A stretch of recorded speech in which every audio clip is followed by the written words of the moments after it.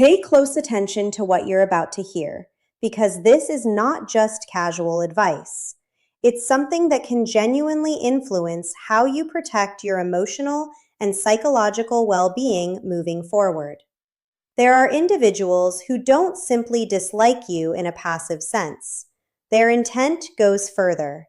They may actively wish to see you stumble, lose confidence, or fall out of favor in your own life. In some cases, they would prefer that you weren't part of their environment at all. If you aren't observant, and if you miss the subtle behavioral patterns, you can end up stepping straight into situations that were quietly set up for your downfall, while believing everything is normal. This isn't about living in fear or assuming everyone has hidden motives. That would distort reality just as much as blind trust does. Instead, it's about understanding how certain personality structures operate, especially those with strong narcissistic traits.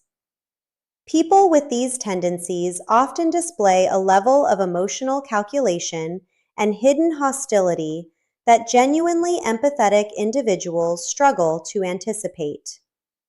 The uncomfortable truth is that your own good nature can become the very thing that puts you at risk. What follows are 6 subtle behavioral indicators that can appear in everyday interactions. Individually, they may seem small or insignificant, but together, they can reveal when someone isn't just annoyed with you or competitive toward you. They may actually carry a deeper desire to see you struggle. Recognizing these patterns early can help you preserve your emotional stability, your relationships, and, in some situations, your broader sense of safety. One of the most concerning patterns is how these individuals often turn your strongest traits against you. It usually doesn't happen in an obvious way. Instead, it unfolds gradually, almost invisibly, until you're already emotionally entangled. Think about the qualities that define your better self: kindness, empathy, loyalty, forgiveness, and the ability to see potential in others. These are strengths in healthy environments. But in the presence of someone with manipulative tendencies, those same strengths can be identified and exploited. Not randomly, but with intent and precision, like someone testing exactly where pressure will produce a reaction. When you are naturally kind, they may begin to rely on that kindness without appreciation. Over time, your willingness to help gets stretched beyond what you are comfortable with. You may find yourself agreeing to things you initially resisted, simply to avoid conflict or to maintain peace. Slowly, your kindness stops feeling like a choice and starts feeling like an obligation. When loyalty is your defining trait, it becomes something they repeatedly test. Boundaries are crossed, trust is strained, and instead of stepping away, you may find yourself rationalizing their behavior. You might think they're under stress, that they didn't truly mean it, or that things will eventually improve. This internal negotiation keeps you stuck, and they often rely on that exact hesitation. If you are forgiving by nature, that forgiveness can be reframed and misused. Harmful behavior gets repeated, followed by apologies, and then repeated again. What was once a meaningful capacity for understanding becomes a cycle that resets without real change. At times, they may even imply that your forgiveness obligates you to move on quickly, placing responsibility on you rather than on their actions. Your empathy can also become a tool in their hands. They may present themselves as constantly misunderstood or unfairly treated, drawing your compassion into situations where it benefits them. Emotional reactions, tears, anger, breakdowns, can appear at just the right moments to redirect attention or avoid accountability. You may find yourself consistently offering support while receiving very little in return when roles are reversed. This imbalance often becomes normalized. When you are the one struggling, the response may be minimal, dismissive, or absent altogether. The empathy they once depended on from you is no longer available when you need it. Over time, the relationship becomes one-sided without being clearly labeled as such. Even your tendency to see the best in people can work against you. You may overlook repeated warning signs because you are invested in who they could be rather than who they are consistently showing themselves to be. Harmful behavior gets reinterpreted as stress. Control is mistaken for care. Dishonesty is softened into misunderstanding. In this way, your perception slowly adjusts to protect the image you want to believe in. This is precisely where manipulative dynamics take root. They don't always need to force control directly. Instead, they rely on your willingness to reinterpret reality in a way that preserves hope and emotional connection. Each time you excuse something that should have been questioned, the imbalance deepens. Over time, the real shift happens internally. You begin to doubt your own instincts. You start questioning whether your kindness is naivety, whether your loyalty is foolishness, whether your empathy is self-neglect. The qualities that once defined your strength begin to feel like weaknesses. And when you start mistrusting your own nature, your ability to protect yourself weakens significantly. This is how influence is gradually established, not through obvious domination, but through subtle erosion of self-trust. Many people don't realize the extent of what has happened until much later, when distance gives them clarity. Looking back, they often ask how they stayed in it for so long. More often than not, the answer lies in their own decency. They stayed because they tried to understand, to forgive, to believe in improvement, while those very qualities were being used against them. Another important indicator to be aware of is the way some individuals react to your setbacks. Instead of feeling neutral or supportive, they may show a quiet satisfaction when things don't go well for you. At the same time, your progress or success may not be met with genuine encouragement. This contrast can reveal more than open criticism ever could, because it exposes underlying resentment that isn't always spoken aloud. What you are seeing in all of this is not random behavior. It reflects a deeper pattern where your strengths become the entry points for control, confusion, and emotional dependency. The goal is rarely direct confrontation. It is gradual influence, shaping how you see yourself, how you interpret their actions, and ultimately, how much trust you place in your own judgment. When you step far enough back, the pattern becomes clearer. The danger was never your kindness, your loyalty, or your empathy. The real risk came from those qualities being placed in environments where they were not respected or reciprocated. And once those strengths are questioned from the outside long enough, they begin to feel unsafe from within. This is why awareness matters. Not to make you guarded toward everyone, but to help you distinguish between healthy connection and subtle emotional exploitation. Because once you can see the pattern for what it is, it becomes much harder for anyone to quietly turn your strengths into something that works against you. Most people feel envy occasionally. In its healthier form, it comes with awareness. If someone around you achieves something meaningful, like buying a car, getting a promotion, or reaching a milestone, you might feel a brief sting of comparison. But it passes quickly. You recognize it, reflect on it, and move on without turning it into resentment. The response is different in individuals with strong narcissistic traits. In those cases, your success is not simply noticed. It is experienced as a threat. It challenges the internal image they hold of being superior, exceptional, or above others. Because of that, your achievements don't just create discomfort, they can feel like a direct blow to their self-image. And instead of processing that feeling in a balanced way, it often comes out as hidden resentment. This is why, in some cases, people observe a strange emotional shift when things go wrong for you. There may be a subtle change in expression, a slight lift in mood, or an unusual level of focus. When you fail or struggle, genuine support is often missing.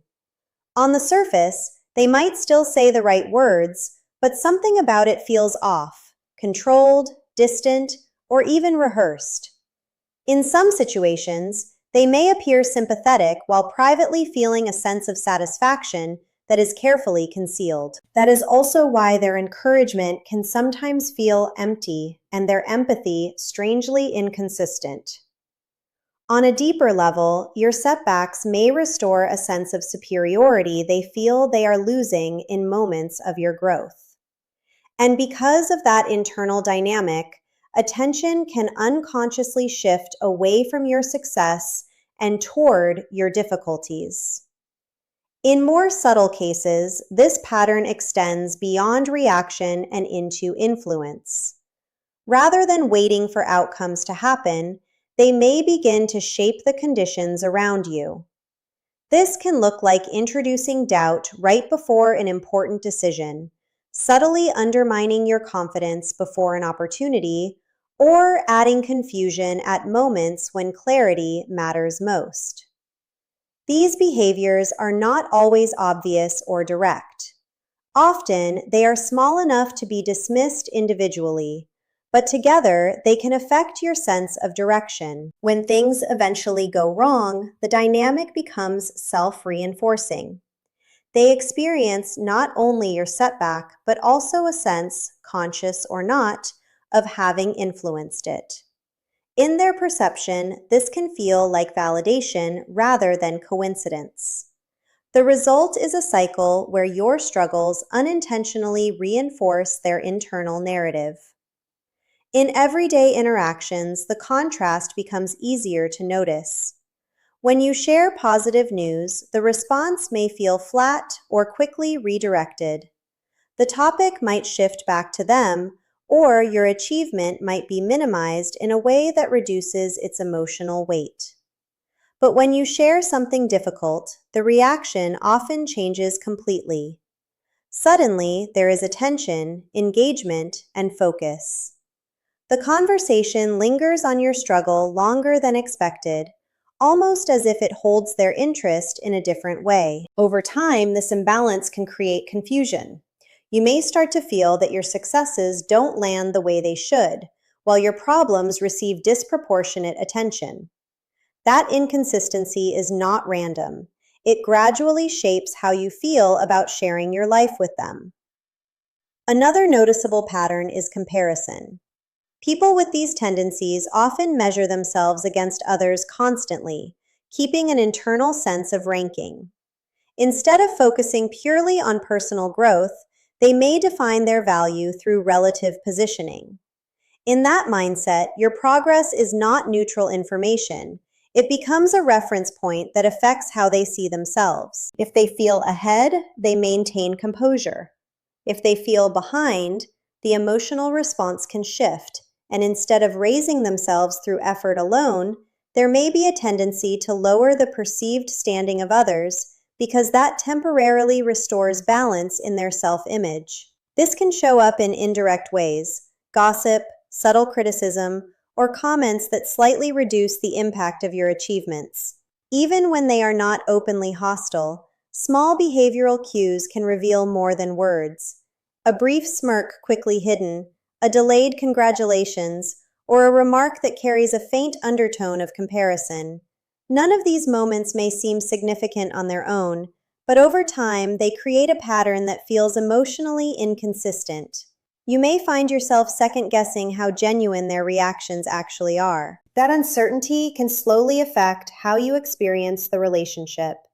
Instead of feeling supported, you may begin to feel watched or evaluated. Instead of feeling celebrated, you may feel measured. And that shift, even if subtle, can create emotional distance.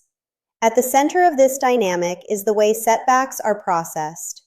In healthier relationships, someone else's struggle usually activates concern or care.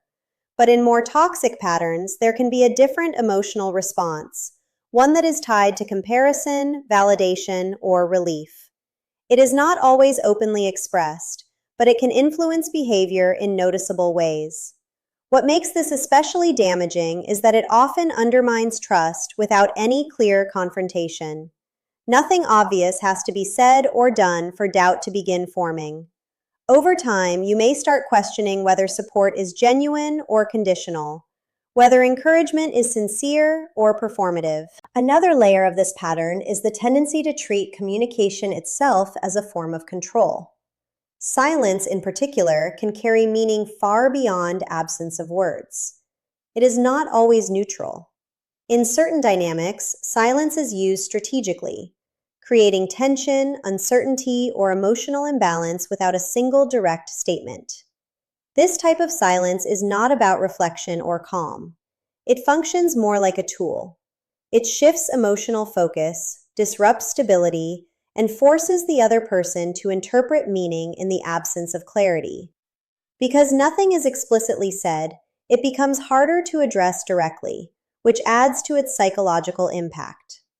When this pattern appears, it often leaves the other person trying to fill in the gaps, questioning what changed, what went wrong, or what they did to cause it. And that internal questioning is often where the real effect takes hold, not in what is said, but in what is left unsaid. Silence is rarely just silence in these kinds of dynamics. More often, it becomes a message without words, one that leaves you trying to interpret what was never clearly said. In some interactions, the withdrawal of communication is not random or neutral. It can feel deliberate, almost calculated. Instead of expressing frustration or naming a problem, the other person simply stops responding. And in that absence, your mind naturally begins to fill the gap. You replay conversations, search for mistakes, and question your own behavior. The uncertainty creates internal pressure. Did I say something wrong? Did I offend them? What changed? That mental loop is where the emotional impact builds. Because while you are trying to find clarity, you are also being pushed into self-doubt. The silence forces the attention inward, but in a distorted way, less reflective and more accusatory. Over time, you may begin to feel like you are being judged without ever being told what the judgment is. In more unhealthy relational patterns, this silence can become a form of control through uncertainty. The lack of communication creates tension that does not resolve naturally. Instead of addressing conflict directly, the absence of response stretches the discomfort until it becomes difficult to tolerate. And in that state, people often look for ways to restore connection quickly, sometimes by over-explaining, apologizing unnecessarily, or lowering their own position just to end the emotional strain. What makes this particularly destabilizing is how it shifts the balance of effort. Instead of two people moving toward resolution, one person becomes responsible for repairing something they were never clearly told was broken. The result is a dynamic where pursuit replaces dialogue and relief replaces understanding. Silence can also appear mid-interaction, which often feels even more disorienting. You might be speaking openly, sharing something personal or important, and suddenly the response disappears. No disagreement, no explanation, just emotional disengagement.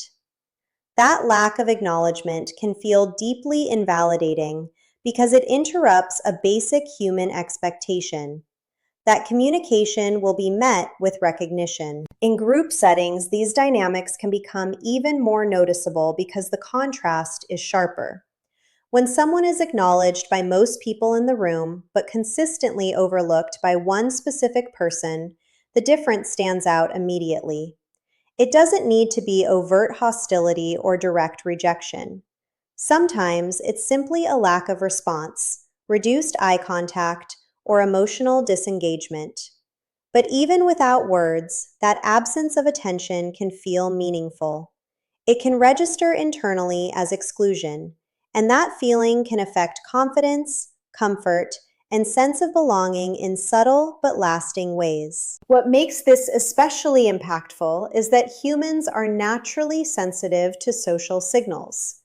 We are wired to notice shifts in attention, tone, and inclusion within groups. So when one person repeatedly withholds acknowledgement while others remain engaged, the mind begins to interpret that pattern as significant.